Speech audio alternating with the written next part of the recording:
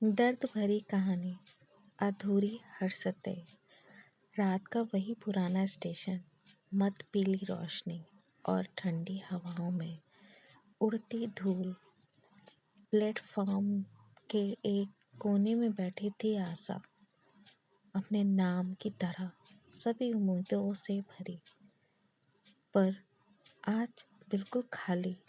उसकी आंखों में ना आंसू थे, ना रोना, बस एक गहरी शांति जो हर गहरी चोट के बाद आती है।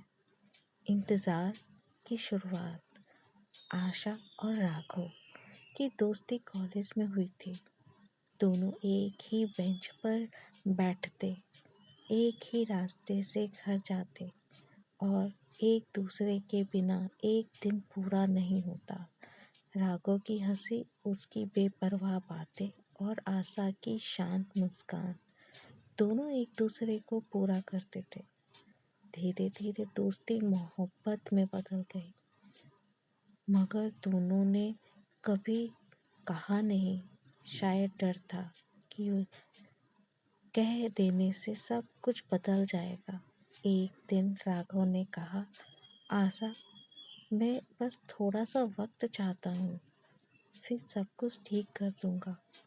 आशा ने उस वक्त मुस्कुराकर सिर हिला दिया था।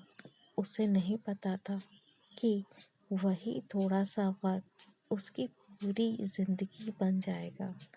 वादा जो पूरा ना हो सका। राघव अपने बीमार पिता की देखभाल के लिए गांव लौट आया। दिन, हफ्ते और फिर महीनों में बीत गए। कॉल्स कम होने लगी, मैसेज आधे अधूरे आने लगे, लेकिन आशा रोज रात को उसी पुराने स्टेशन पर बैठकर उसका इंतजार करती थी, जहां से वह विदा हुआ था।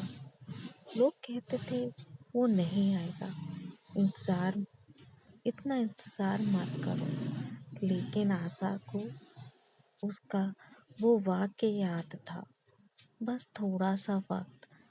सच का जोरदार झटका। एक शाम राघव की माँ का फोन आया। उन्होंने कांपती आवाज में बताया, बेटा, राघव अब इस दुनिया में नहीं रहा। आशा की सांसें जैसे रुक सी गईं। उसने फोन गिरा दिया। दुनिया घूमती सी लगे, आवाजें दूर दूर से आती हुई लगे। उसे रात वह स्टेशन पहुंची, वही जगह, वही बेंच। उसने आसमान की तरफ देखा। इतना लंबा वक्त चाहिए था क्या राघव? इतना लंबा? उसकी आंखों से आखिरी बार आंसू गिरे।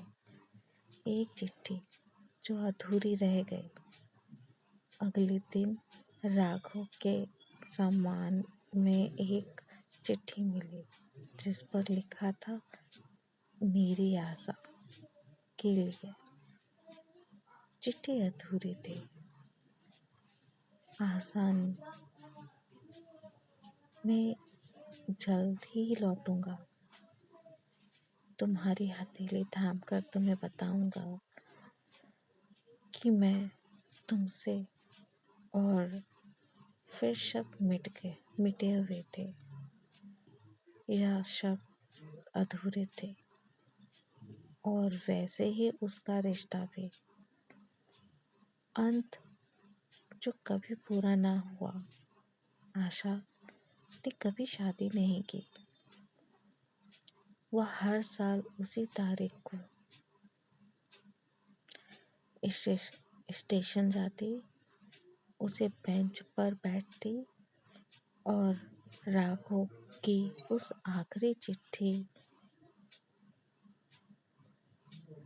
को पढ़ते। लोग कहते थे कि प्रेम नहीं, पागलपन है, पर आशा के लिए यह सिर्फ प्रेम था, अधूरा मगर सच्चा।